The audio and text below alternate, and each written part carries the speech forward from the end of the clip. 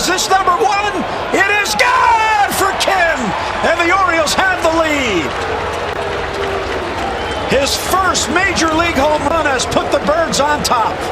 You know, he started out 0-24, the first 24 at bats, but everybody loved him because he's a good guy. 2005년 11월 18일 고교야구 최고의 타자에게 주어지는 이영민 타격상이 한 신일고 선수에게 주어졌습니다. 3할 7푼의 뜨거운 타격감으로 팀을 전국체전 우승으로 이끌었던 그는 바로 김현수 선수였습니다. 어려서부터 정교한 컨택을 보였던 그는 출중한 교타자의 탄생을 알리는 듯 했지만 그는 타격상 수상에도 기쁨의 미소를 짓지 못했습니다. 그해 열린 2006년 신인선수 지명회의에서 그의 이름은 호명되지 않았기 때문이죠. 뛰어난 타격 능력을 지녔음에도 불구하고 스카우터들은 그가 가지고 있던 한정된 툴을 지적했습니다. 당시 남겨진 평가에는 김현수는 발이 느리고 수비 능력이 떨어진다는 이유로 어느 구단으로부터도 지명을 받지 못했다라고 설명하고 있습니다. 계약금을 받고 정식으로 입단하는 것에는 실패했으나 김현수의 타격 능력을 시험해보려는 구단들이 있었습니다. 2차 지명 회의 다음 날 여러 구단 관계자들이 그의 집을 찾았고 두 개의 팀이 그에게 신구 선수로서 입단을 제시한 것이죠. 공교롭게도 그 두 팀은 두산 베어스와 LG 트윈스였습니다. 기로에 선 김현수는 두산을 선택했습니다. LG는 전년도 드래프트에서 박병호와 정희훈이라는 강력한 신인 타자들에게 거액의 계약금을 안겨준 상황이었기에 두산에서의 가능성을 더 높게 산 것이죠. 계약금 없이 연봉 2천만 원으로 두산 유니폼을 입은 김현수는 입단 첫 해인 2006년 2군에서 경험을 쌓아가며 절치부심의 자세로 임했습니다. 그는 2군 타격 코치인 김광림 코치 아래서 매일 1000번이 넘는 스윙을 하며 성장했고 2군 경기에서 69경기 출전, 3할에 가까운 타율을 보여주며 가능성을 입증했습니다. 훗날 김현수는 본인이 성공한 데에는 김광림 코치의 지도가 많은 도움이 됐다고 밝혔는데 똑같이 좌타자였던 김광림 코치의 노하우가 그에게 잘 녹아든 것이었죠. 그리고 이런 성장은 김경문 감독 눈에 들어가게 됩니다. 이윽고 2년차가 되던 2007년 김경문 감독은 과감한 결단을 내립니다. 개막 시리즈였던 4월 8일 그를 3번 타선에 배치하며 선수를 비롯한 모두를 놀라게 한 것이죠. 김경문 감독은 2004년부터 지휘봉을 잡은 후 두산의 약점은 왼손 거포의 부재라고 지적했었고 그 공백을 김현수가 채워주길 기대했습니다. 그러나 그런 신임에도 김현수의 첫 달은 초라했습니다. 4월 16경기에 나와 49타석의 기회를 얻었지만 단 10개의 안타, 홈런은 없었고 별 볼 일 없는 타율, 출루율, 장타율을 기록한 것이죠. 때문에 김현수는 5월이 되자마자 2군에 내려가야 했지만 감독은 그를 포기하지 않았습니다. 선수의 잠재력과 투지를 믿을 뿐이었죠.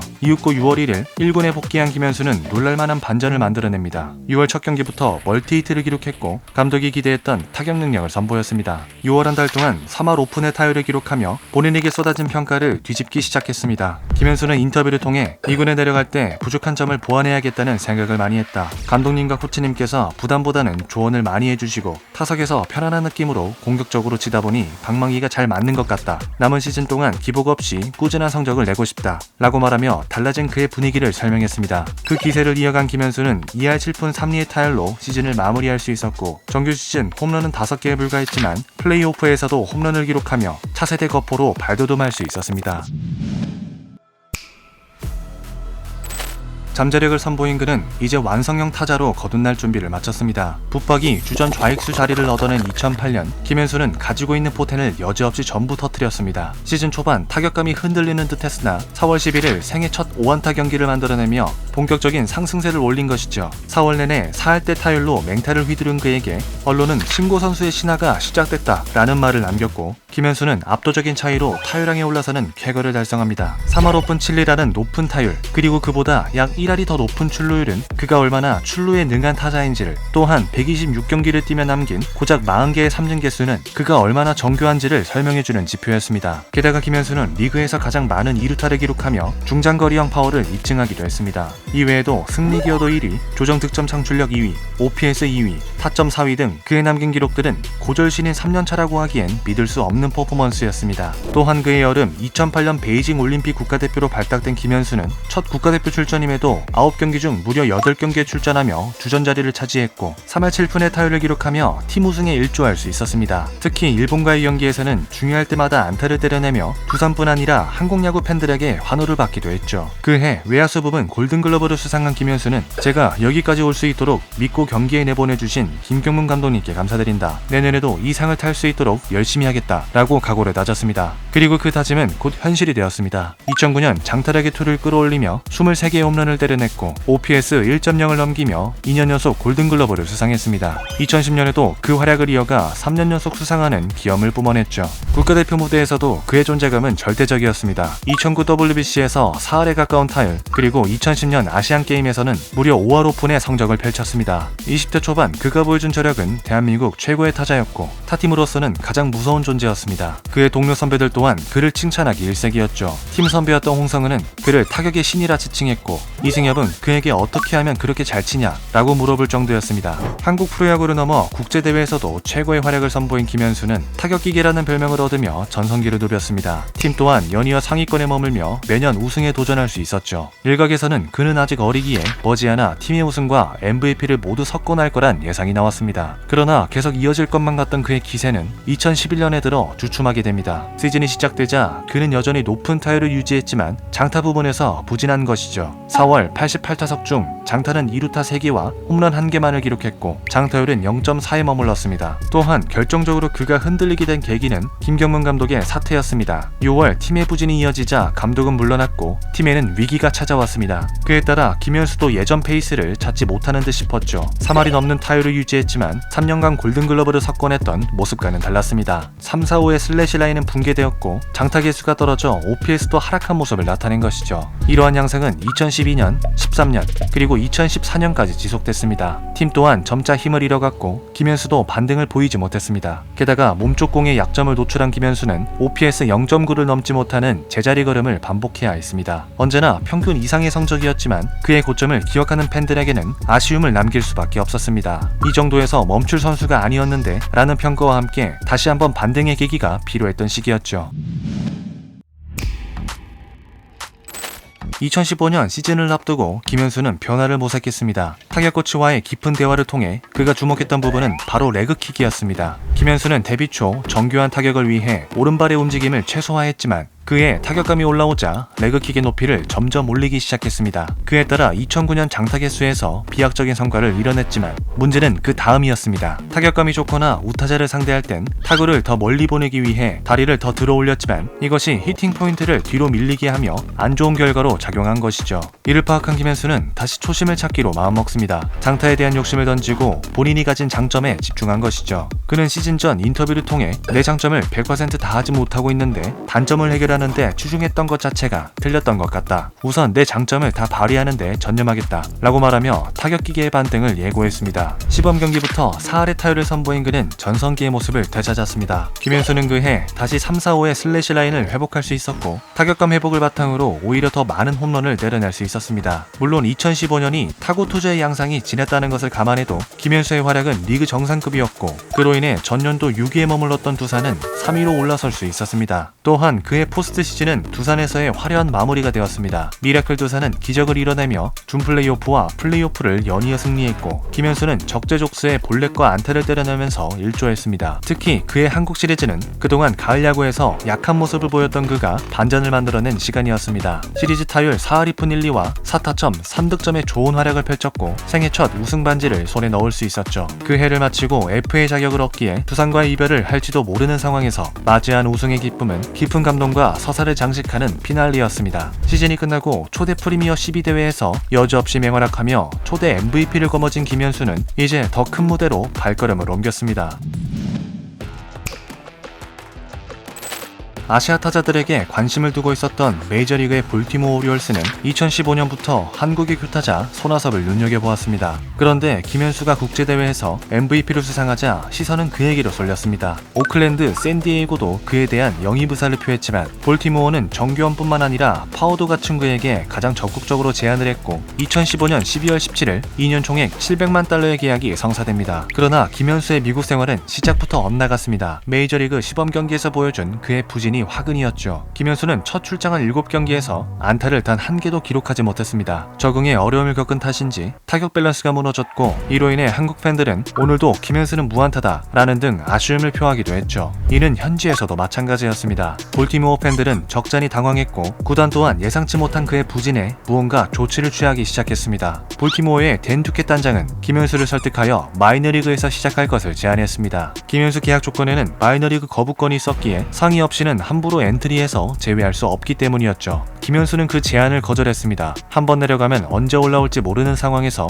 김현수가 가진 권한을 시행했던 정당한 행동이었습니다. 그런데 볼티모어는 더 강하게 밀어붙였습니다. 당시 시범 경기서 외야수 경쟁자인 놀란 레이몰드와 조이 리카드가 수준급의 활약을 선보였기에 김현수를 후순위로 생각한 볼티모어는 지역 언론과 미국 스포츠 언론을 동원해 압박을 가하는 듯 했습니다. 그럼에도 빅리그의 의지가 강했던 김현수는 계속해서 마이너리그 거부권을 시행했고 25인 로스터로서 시즌에 들어섰지만 4월 5일 메이저리그 개막 행사에 참가한 김현수는 홈팬들의 야유를 받아야만 했습니다. 언론들은 계속해서 그를 비판하는 듯 했고 시범 경기서 부진은 부정할 수 없었기에 그러한 홀대를 받아들여야만 했죠. 뒤를 이어나온 경쟁자 조이 리카드가 등장할 땐 반대로 환호와 박수가 쏟아지자 그의 입지는 정말 초라해 보였습니다. 반전이 필요한 순간 김현수는 기회가 주어질 때마다 안타를 신고했습니다. 시즌이 시작되자 타격감을 찾은 김현수는 4월 11타수 6안타로 반등을 보였고 5월 30일 빅리그 첫 홈런이자 결승 홈런을 때려내며 조금씩 팬들의 환호를 이끌어내는 데 성공했습니다. 메이저리그에서도 타격기기다운 활약을 선보인 김현수는 95경기를 나와 3할의 타율과 0.82 OPS를 기록했고 아메리칸 리그 신인상 후보에도 거론되는 쾌거를 달성합니다. 비록 플래툰으로 활용되어 규정 타석 진입에 실패했지만 시즌 초 눈치 속 게토레이를 삼켜가며 압박을 이겨낸 그의 빅리그 첫 시즌은 나름 인정받아 마땅한 시즌이었습니다. 리드메인 2017년은 빅리그에서 마지막 시즌이 되었습니다. 좌익수에서 보여준 수비는 지표로 보나 체감으로 보나 상당히 아쉬웠고 게다가 플래툰으로 활용됐기에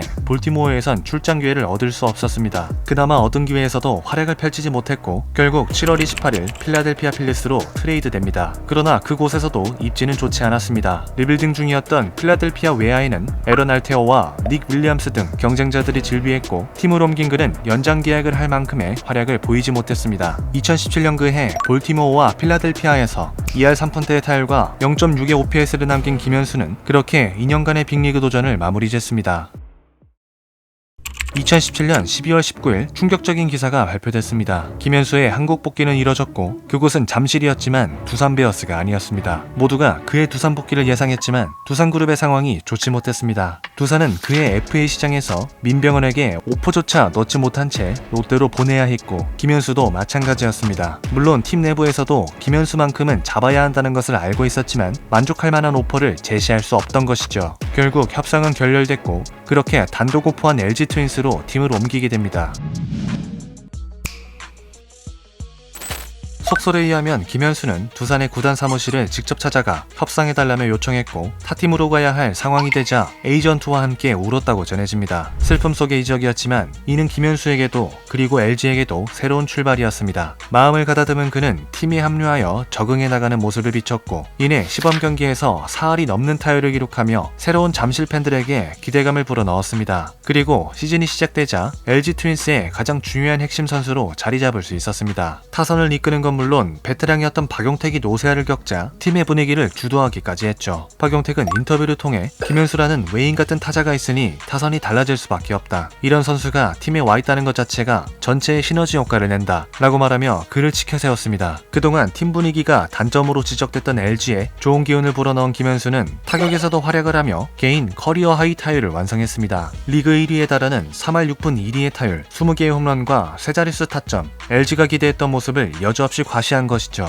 가뜩이나 그해 감독의 무리한 1루수 기용으로 발목을 부상당하는 바람에 한 달 정도를 결장했지만 그럼에도 그가 보여줬던 영향력은 LG 팬들에게 한 줄기 빛이었습니다. LG는 뒷심 부족의 약점을 극복하지 못한 채 8위로 머물렀지만 김현수만을 바라보고 다음 시즌을 준비할 수 있었습니다. 이윽고 2019년 팀의 주장으로 발탁된 김현수는 본격적인 팀의 기둥 역할을 시작했습니다. 2019년부터 2022년까지 3할에 육박하는 타율과 높은 타점으로 타선을 이끈 것이죠. 특히 2020년엔 개인 통산 5번째 골든글러브를 수상했고 2021년 시즌을 마친 뒤 4+2년 연장 계약을 따내기도 했습니다. 이에 따라 팀은 계속해서 가을 야구에 진입할 수 있었고 최은성, 이천웅, 홍창기 등의 가세로 팀은 계속해서 강해졌습니다. 비록 2021년에 들어선 타율이 낮아졌고 계약금 115억에 못 미친다는 의견이 있었지만 이제는 에이스뿐만 아니라 팀의 베테랑 역할을 하는 그의 진가는 팀을 강팀으로 만드는 데 일조했습니다. 이윽고 팀의 상승 곡선은 2023년에 들어 완전히 만개합니다. 합니다. 사령탑으로 염경혁 선임, 외인 타자 오스틴 합류, 오랫동안 팀의 약점이었던 2루 포지션의 발굴 등 팀은 무서울 정도로 강해져 정규 시즌 1위에 올라서게 됩니다. 김현수 또한 장타는 줄어들었지만 3할에 가까운 타율과 88개의 타점으로 그 과정을 함께 할 수 있었습니다. 그리고 한국 시리즈에서 KT를 꺾으며 팀의 세 번째 우승을 경험했습니다. 김현수는 시리즈 내내 3번 타자로서 총 7타점을 올리며 역할을 다했고 특히 4차전에선 1회 초 투런 홈런을 쏘아 올리며 승기를 잡는데 이바지할 수 있었습니다. 개인 통산 두 번째 우승, 그리고 29년 만에 LG의 우승을 경험한 김현수는 대형 계약을 한 선수들이 다 우승했는데 나만 그렇게 못해서 불안했다. 또한 팀에게 너무 미안했다. 올해는 다른 동료들이 너무 잘해줬기에 정말 고맙다. 정상에 올라가는 것보다 지키는 것이 훨씬 어렵다. 그래도 수성할 수 있도록 앞으로 잘 준비하겠다 라고 소감을 나눴습니다. 김현수가 오기 전과 그 후의 LG 트윈스는 정말 다른 분위기를 나타냅니다. 물론 LG에 오고 나서 그의 개인 퍼포먼스는 하락했지만 그에게 투자한 금액은 전혀 아깝지 않았습니다. 매 시즌이 시작될 때마다 강팀으로 분류되는 LG는 2025년에도 그 도전을 이어가고 있습니다. 어느덧 두산과 LG에서 뛴 각 경기 수가 비슷해져가는 순간에서 은퇴 후 김현수는 어느 팀의 레전드로 기억될지가 궁금할 뿐입니다. 분명한 것은 김현수는 각 팀에 지대한 영향을 끼쳤고 뿐만 아니라 국가대표에서도 그가 보여준 타격기 의 면모는 한국 야구 역사에 길이 기억될 것입니다. 은퇴 전까지 계속될 그의 행보를 응원하며 오늘의 이야기를 마치겠습니다. 계속해서 재미있는 이야기로 찾아오겠습니다. 감사합니다.